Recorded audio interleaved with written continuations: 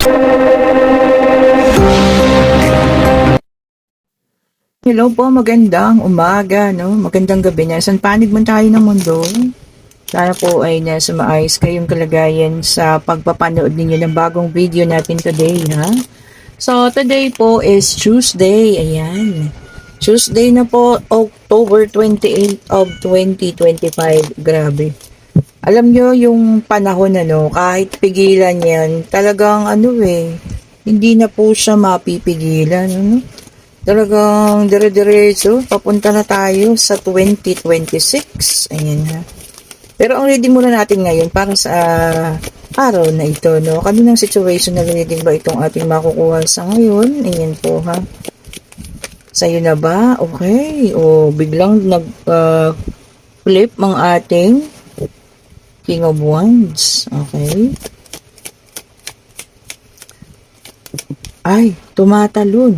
Okay? And then, meron tayo ditong 7 of Pentacles.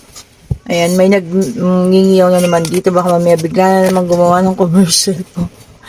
At meron na naman dumaan sa kanila, no? Ayan, ang ating mga alaga. Ayan, meron din tayo ditong 7 of Cups. And meron tayong Queen of Swords. Okay. Ay, the Tower. Okay. Yan pa natin. Meron tayong 3 of Wands. Okay po. Meron tayong the World. Okay.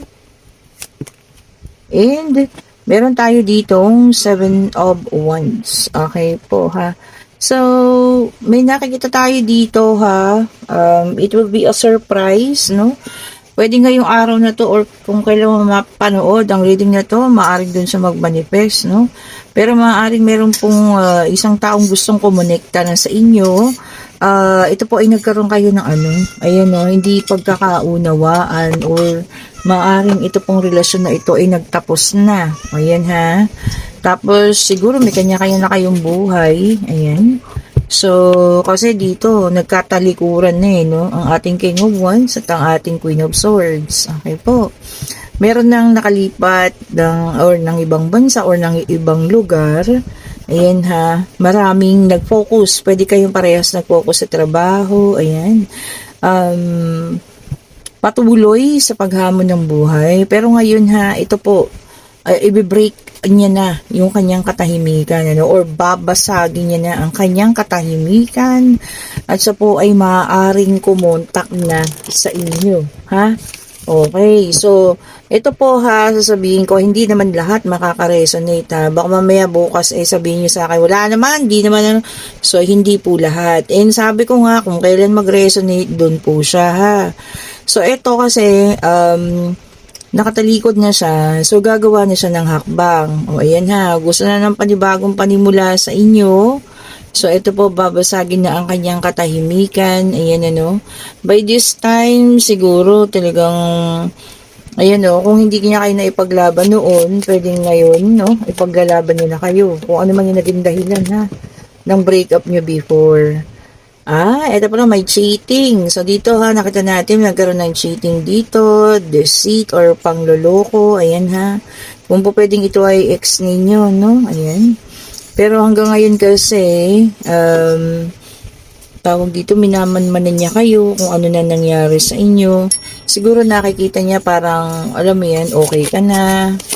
At gusto niya nang makausap ka na kung ano pang dapat niyang gawin. O, diba? Then, meron tayong 9 of Swords. Ayan ha. Nalulungkot na rin kasi siya. Hindi na rin kinakaya yung kalungkutan. Ayan po. So, ito, babasagin niya na ang kanyang katahimikan. At maaari ikaw po ay kanya nang kontakin ha. So, ito, dalawa naman. Bigla ang nag-flip. Ayun. Lumabas ang ating The Fool. Ayan. Ibig sabihin po, siya na ay free ngayon. Siguro natapos din ang kanilang, alam mo yan, love story dun sa sinamahan niya kung meron man pero talagang siya po ay isa ng independent. Ayan, wala na siyang karelasyon. Ayan, nandun na rin siya sa new beginning siguro, tapos ikaw yung gusto niyang balikan. Ayan ha. And then, meron tayong the Hierophant. Ayan. Pwedeng ito po ay inyong esposo. Napaka lalim. Ayan ha. Pwede pong ito ay inyong asawa kasi may simbolo ng kasal. Ayan ha. Siguro after 20 years. 20 years? Sige. After 10 years. Ayan po ha. Ito na siya. Magpaparamdam. Babasagin na ang kanyang katahimikan. At muling magbabalik. Nais umentra ulit sa buhay ninyo. Ako kasi pag ganun katagal na not sure ako kung meron pa itong puwang sa puso ninyo. Di ba naman? Pero depende pa rin sa desisyon mo, di ba? And then meron tayong the Magician, may dalang number 1. So ito pag pinagdugtong mo parang 10, yan ha. Pero ano naman, 10-5, yan ha. Binigyan ko kayo ng hint, ayan ha. Itong maganda, So, dito kasi, meron tayong the Magician. Ayan, ha. Sabi niya rito, manifestation. So, hanggang ngayon, ikaw pa rin po ang minamanifest ng taong ito, Nakalipas na ang panahon, pero yung manifestation niya sa'yo, ando doon pa rin. Ito pa sa una. Nilagay ko agad sa pangalawa. Diba? Ikaw pa rin ang kanyang minamanifest, Ikaw pa rin ang kanyang hinihiling. Bakit? Kasi sa'yo siya komportable, ikaw ang kanyang pahinga. Diba? Ikaw talaga yung taong, alam mo yun, nakakaintindi sa kanya ng bonggang-bongga. And meron tayo ditong 10 of Cups. Ayan. Sabi naman dito ha, kung sakaling magbalik ito, magiging mas maayos na siyang tao, mas maayos kausap, magiging mas maayos na ama kung siya po ay padre de pamilya. So, ayun ha. Sa ngayon kasi pinagtutuunan niya ng pansin ang kanyang hanap buhay. Ayan. Baka gusto niya, kung sakaling magkita kayo, kahit papaano, meron siyang ma-i-offer, diba? Pwedeng tulong o kung ano man. And, ayan, dala-dala niya din naman yung kalungkutan pa ng separation ninyo. Diba? So, akala mo nga, hindi siya nasaktan din po. Kaya nga ngayon, gusto niya nang ayusin, Gusto niya nang magbalik, gusto niya nang basagin ang katahimikan ninyong dalawa. Ayan po ha, may mga numero tayo, So, 1, 0, tsaka 5. So, ayan. And, dito na tayo sa ating hindi, isa pa. Sorry naman. Hindi, tama. Ayan, dito na tayo sa ating pangatlong deck of cards. Ayan, i-check natin. Ito para sa iba naman to ha. Tignan natin. So, ulitin ko ha, kung kailan nyo ito mapanood, this is a timeless reading. Baka sa inyo doon mag-resonate ha. And, sabi ko nga, hindi lahat po makaka-resonate agad-agad. Diba? And then, meron tayong the Judgment, fire sign ito. Ayan, a new phase. Ayan ha. Panibagong yugto. Yung iba sa inyo, may panibagong yugto rin ha. Mga fire sign. Panibagong yugto. Maaaring panibagong yugto ng pag-ibig. Panibagong yugto ng pagbabago sa sarili. Or panibagong yugto na ibig sabihin po mas maayos na ngayon, mas tama, mas okay yung ginagawa, di ba? So, ayan, this is a new beginning talaga ha. Hindi lang para doon sa ating situational reading, para din sa iba sa inyo dyan. Di ba naman? Okay, and then meron tayo dito, fire sign ulit ito, Aries, Leo, Sagittarius, 5 of Wands, ayan. Sabi rito ha, meron pa rin kayong may mga kakompetisyon, ayan ha, pwedeng kakompetisyon sa atensyon ng isang tao, pwede rin kakompetisyon sa promotion, sa trabaho, ayan ha, so talagang pagpipiliin kayo, pipilian kung sino sa inyo yung magaling. Di ba? So, galingan mo, ipakita mo yung the best mo para malaman nila na ikaw yung deserve ng promotion man ito, ha? And then, King of Wands, a fire sign ulit, naglalagablab. Okay po, puro ngayon ha, fire sign. Okay? Ayan, sabi niya, overcoming challenges.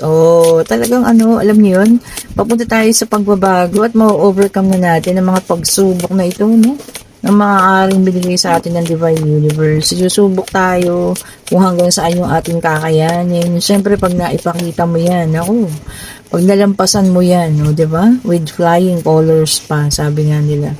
And then, Seven of Swords, air sign to ha, Gemini, Libra, and Aquarius. Ayan, so fire and air. Ayan. Ayan, meron pong isang tao dito, no, sabi niya,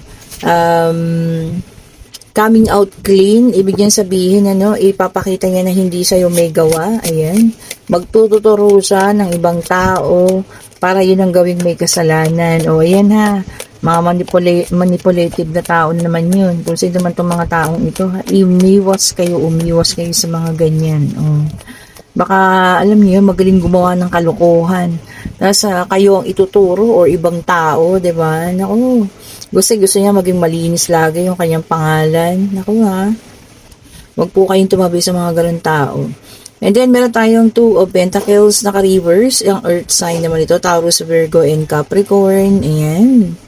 Ayan, impatient. Mawawala ng pasensya. Oh, ano ba yan? Bakit po kayo mawawala ng pasensya? Baka sobrang inis ninyo. Pwedeng sa trabaho, no? Pwedeng sa isang tao, sa kapitbahay ninyo, no? Baka hindi nyo na, alam nyo yun, kakayanin yung pagkainis. Ingat-ingat po ha, ang inyong puso. Sabi ko nga ha, iisa lang yan. O, di ba? So, mag-ingat din. Baka mamaya sobrang galit nyo naman, di ba? And meron tayo dito, the Chariot, water sign ito ha. So, kompleto na po lumabas na lahat ng zodiac sign. The Chariot na naka-reverse. Naku, madi-delay po ha. Kung may aalis dyan, may kaunting delay, baka magkakaproblema, no? Pwedeng sa mga papeles mo. So, ayusin. Tignan mo na. Ngayon pa lang ha, baka flight mo na bukas. Tignan mo po ha, baka mayroong problema, no? Para sigurado na. So, i-check nyo po ha. Baka po magka-delay daw. Oh, naku, wag naman. Kasi ang tagal inintay. O, diba? And meron tayong Nine of Pentacles, Earth sign, Taurus, Virgo, and Capricorn. Ayan. Sabi niya rito, ha, sufficiency. So, sapat-sapat lang. Oh, sapat. Hindi kinukulang, hindi sobra-sobra, pero sapat. Oh, yan. Kung ano man ito, mga paparating, ano, pwedeng ating financial.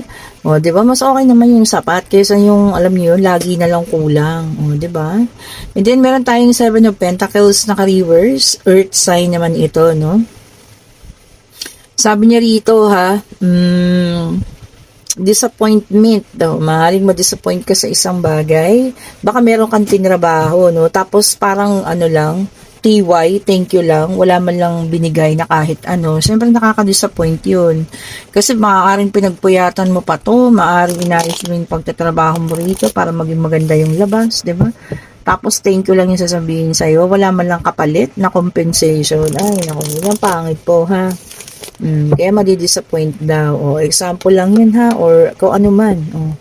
Ngayon, pwede na kayong magtanong pag-ibig, pag-travel financial, o yan, pangyayari, kung ano man po, ayun na yata, o, ayun, nakadulo na siya. And yes po ang sagot. And talaga pong may magpaparamdam ha. Pwedeng ito ngayong araw na ito, or kung kailan man ninyo mapanood, maaaring sa susunod na linggo, no? Talaga pong may magpaparamdam from the past, a person from the past. Okay po.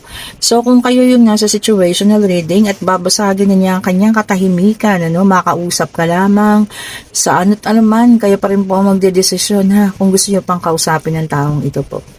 Okay po, ulit-ulitin ko, maaari magpatawad, pero alam niyo yun, sa sakit na ginawa niya, no, na halos dumurog sa buong pagkatao mo, huwag niyo pong kakalimutan yan, ha. Okay po, and kung gusto niyo ng ating reading sa Friday, magpa-schedule na kayo, ayan, dumadami na ang schedule natin. Meron pa tayong bakante sa hapon po, ha. Ayan, sa hapon, hapon, ayan po. So, mag-message na kayo.